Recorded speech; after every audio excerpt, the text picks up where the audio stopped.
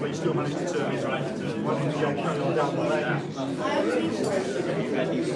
Yeah.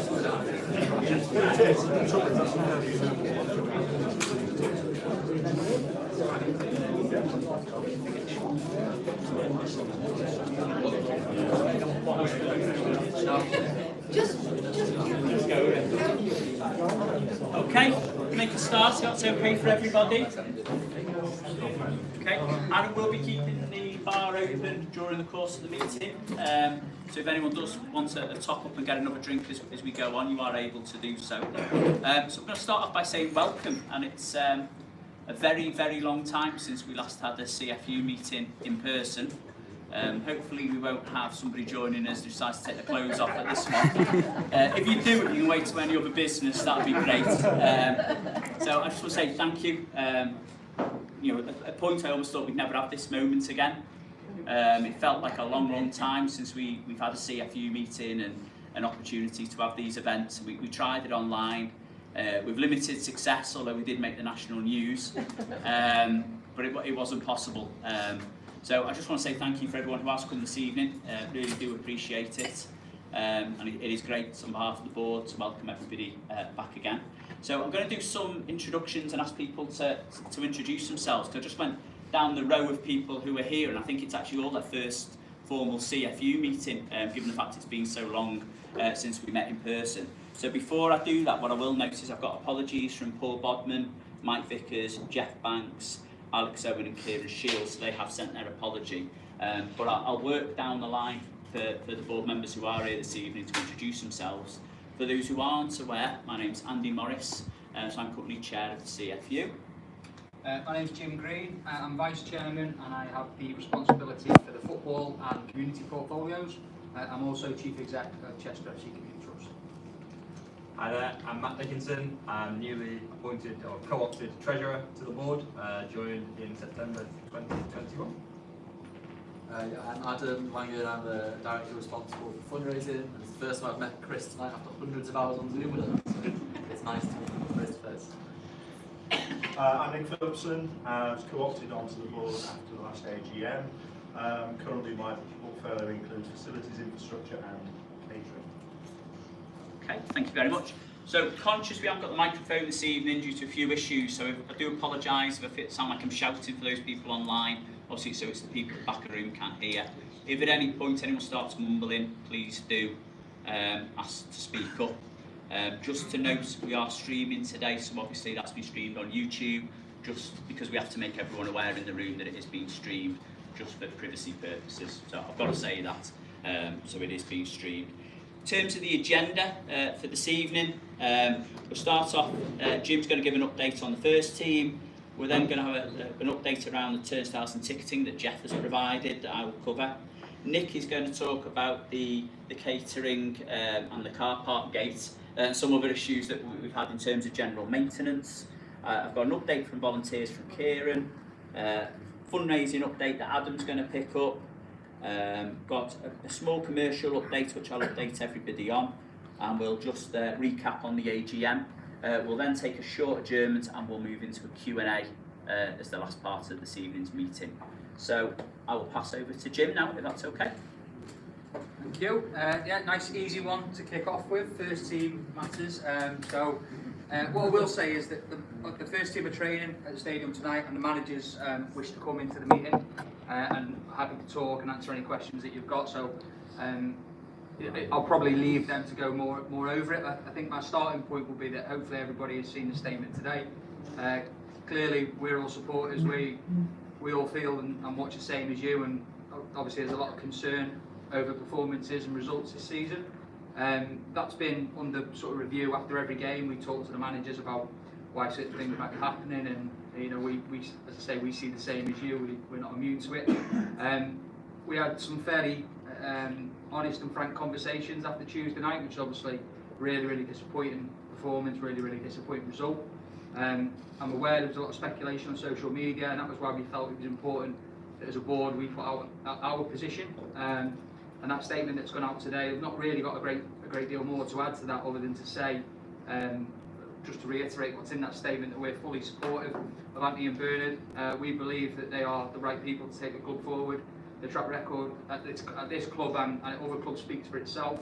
There are clearly issues which the managers have spoken about themselves in terms of the squad, the balance of the squad, the makeup of the team, and we're working with them to try and address that. So I think you will see some incomings and outgoings over the next sort of 2 weeks or so, and there is room for them to do that within the agreed budget.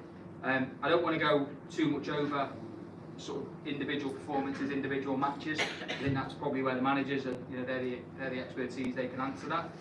If there's any particular questions you'd like to ask about first team matters, then I'm happy to answer them. But I would like to keep it fairly brief. As I say, the managers are coming in, they're the best people to respond on that. Anybody got any questions, or you want to say anything like that yet? Yeah, the small question is how we think we're going to manage the finances for the team and the budget, on the basis that the supporters will vote with their feet and not come. So we've already seen a drop in attendances, which is obviously an ongoing thing while we're currently playing as we are, and therefore the attendances are lower, and obviously that will affect the club in a great fashion. Yeah, I mean, it's obviously been very challenging financially for the club during the pandemic, and I think as a board and as supporters, you've gone above and beyond in terms of your support for the club financially, and that's helped us come through it in relatively sound shape.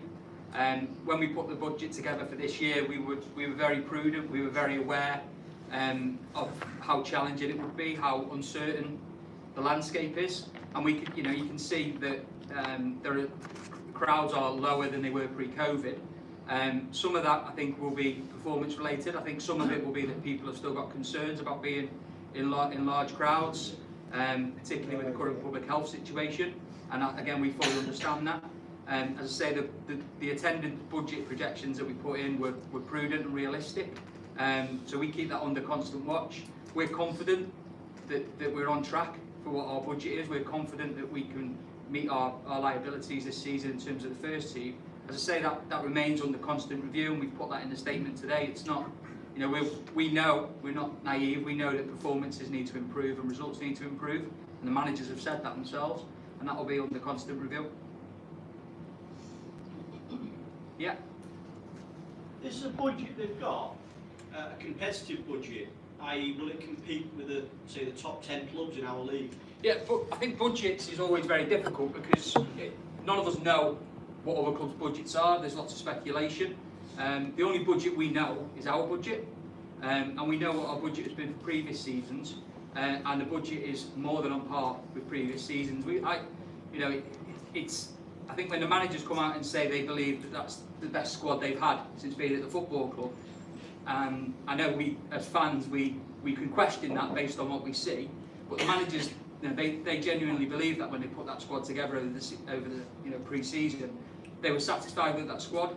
They felt it was a talented squad that would be more than competitive. If you look at how the squad compares to last season, there's not a great deal of difference. You know, there's probably 4 or 5 changes in personnel, nothing too significant. And that was a team that was very competitive last year. You know, we were well in contention for promotion effectively before the season was curtailed.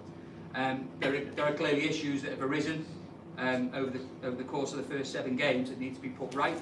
As I say, though, we can't really speculate on what other clubs spend. We know that York have got a big budget. We know that Fylde have got a big budget. We know that Boston have got a new stadium and a big budget.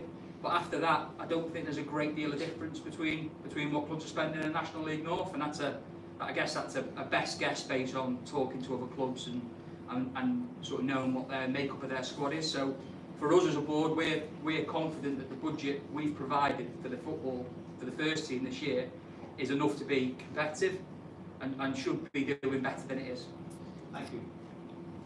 Yeah. Jim, can you say how the budget is actually made up? I mean, for example, we've had 2 seasons of boost budgets. Yeah. We've got the number of season ticket holders over 900 this season.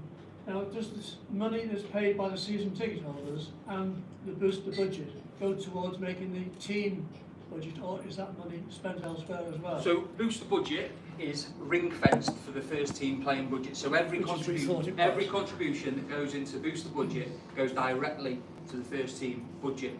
Now the first team budget is not only players, it obviously includes the managers, the support staff, the team costs, so the coaches for away games, the facilities for training, all of these things are part of the football budget.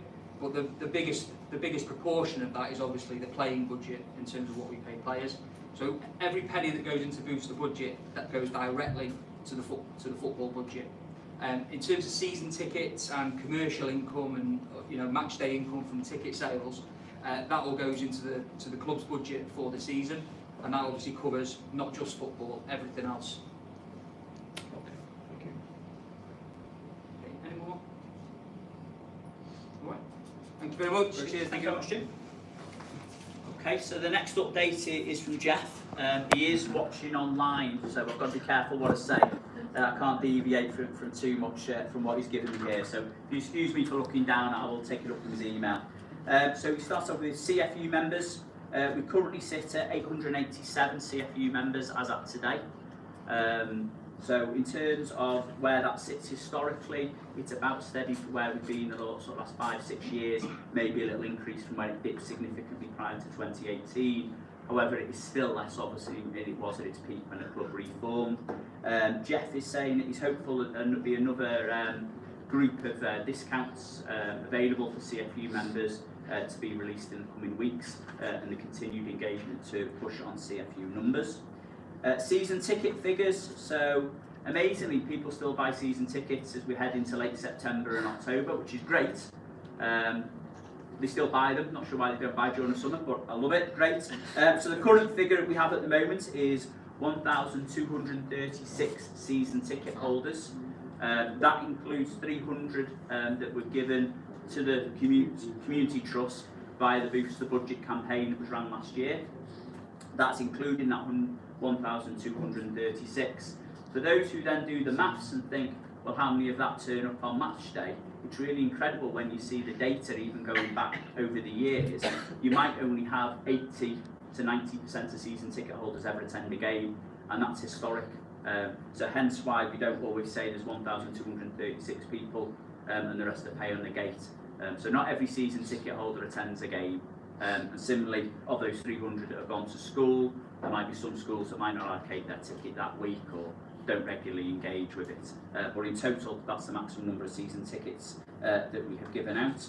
50 of which are under 12s, which are obviously free season tickets, which is an initiative that we, I believe, rightly did to try and encourage to get more children down to the club. Again, with the under 12 season tickets, evening games might be a great example where people might not bring the child. So whilst we've sold that number of tickets, the pay on the gate, ironically, has stayed pretty steady. Students, we continue to engage with the university. Two elements to this, one of which I'll pick on, which is the point that Jeff has made in regards to Freshers Week and continuing engagement by the Students' Union to publicise, yes, we have a football club, publicising the student discount and encouraging students to come down. The other side that we did with the students this year, and you may have picked up during the summer, is actively encouraging placements within the club, within the first team environments, within the academy environments, where we have a number of masters placement students who are coming in volunteering their time for free. Twofold, we gain some of their knowledge, skills and experience, and they get opportunity of a placement. So it's twofold the work we do with the university, and it's something we want to encourage more. Scanners and payment devices, picking up on the statement that went out this afternoon, it is linked to some of this. So we had 10 scanners and 7 payment devices purchased within the club. Not too much more to add to the events of Tuesday night than what was in the statements. Some of the data I did pick up from Steve Povey. I think we finished it with about 350 people who were on the Harry Mack by the time everybody was in. Quarter of an hour before kick-off, it was a little over 100. So a lot of that challenge was having 2/3 of that capacity turned up within the 15 minutes prior to kick-off, with a natural pinch point of having one turnstile due to issues with staffing numbers just created a bottleneck.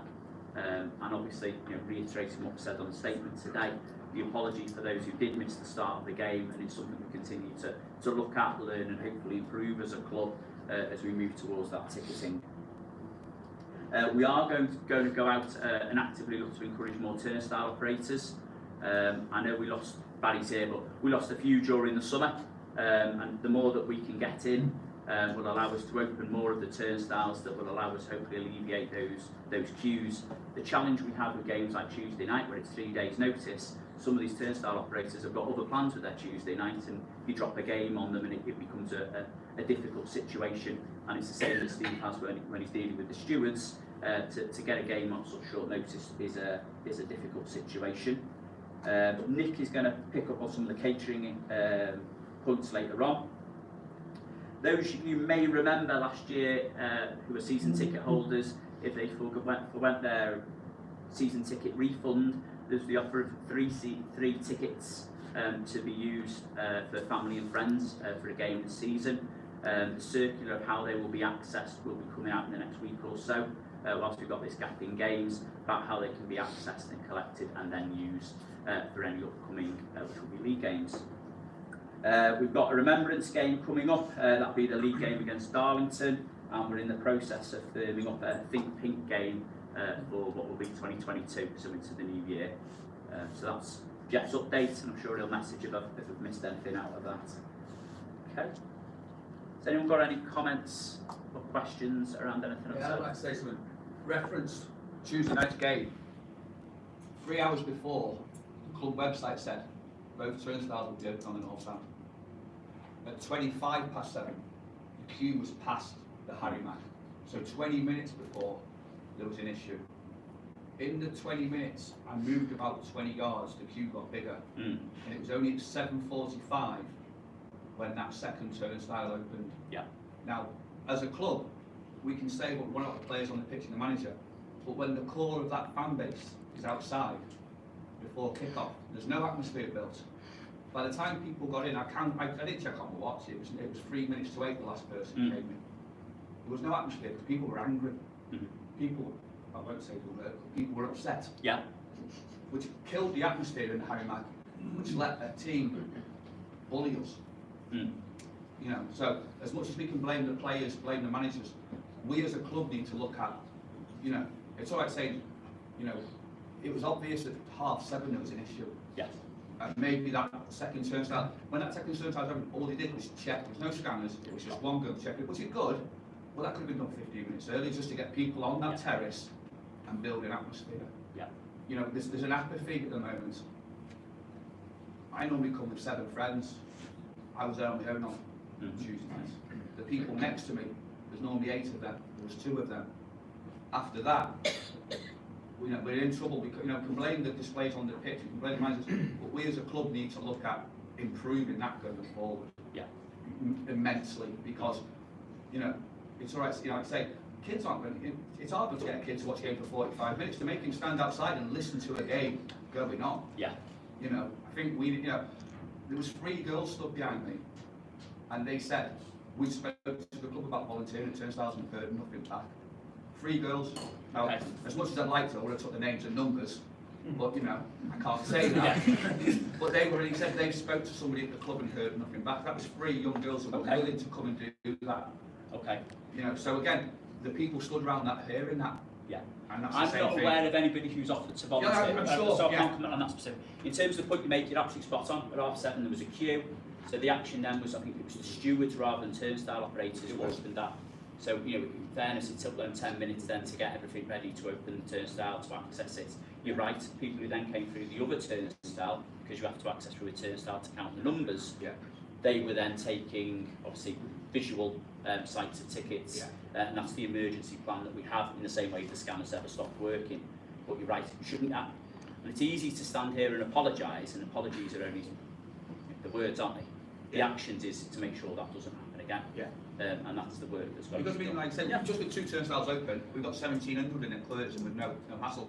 It wasn't just Tuesday night, it was also the Darlington game as well. People were later in Darlington Yes. for the same reason. Again, at the last minute, we opened up the second turnstile. Yeah, I mean, not an excuse, but a factor is the FA Cup game. Yeah. Because there's no season tickets, all of the pressure, most people are paying contactless. So you've got probably double the number of contactless payments for an FA Cup fixture. Now that's not an excuse. Yeah, I Because it agree, happened at the Darlington game. So Yeah. it should have been better Yeah. for the next game, but it wasn't. Hence the Well, you've also got people turning up because the club website was saying 3 hours before both turnstiles were, so nobody knew. Yeah. Via the club had said, even 2 hours earlier, hey, can you